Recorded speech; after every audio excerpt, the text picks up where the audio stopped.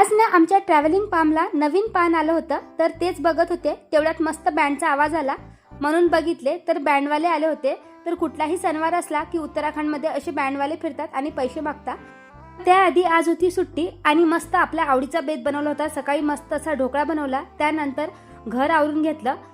आदल्या दिवशी रात्री मला एक पार्सल रिसीव झालं होतं, पण व्हिडिओच्या चक्करमध्ये मी ते ओपन करून बघितलं नाही. फायनली आज मी ते ओपन केलं, तर सुंदरसा असा ड्रेस आहे, पण मला थोडासा कपडा ट्रान्सपरंट वाटला. कॉटन मटेरियल आहे, प्युअर कॉटन आहे, कदाचित वॉश केल्यानंतर भरेल. क्वालिटी देखील कपड्याची खूप चांगली आहे. तर तुम्हाला जर मागवायचं असेल तर प्रोडक्ट मी टॅग करते. त्याबरोबर आज होती सुट्टी आणि माझं काम निवांतपणे चाललं होतं आणि त्याचबरोबर सासूबाईंचा उपवास, त्यामुळे सगळा आवडीचा बेत बनवला होता. मस्त असे मिक्स भाजीचे पराठे बनवले होते.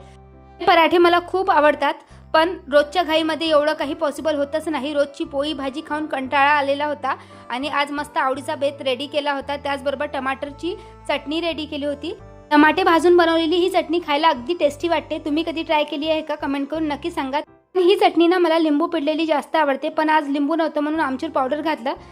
आता माझं मस्त दुपारचं जेवण रेडी आहे. त्याचबरोबर साईडला सासूबाईंनी मस्त असं साबुदाण्याचं उसळही रेडी केलं होतं, जे आमच्या घरी खूप आवडीने खातात. चला तर आता मी जेवण करते. भेटूया नेक्स्ट व्लॉगमध्ये. आय होप तुम्हाला आजचा व्हिडिओ नक्कीच आवडला असेल.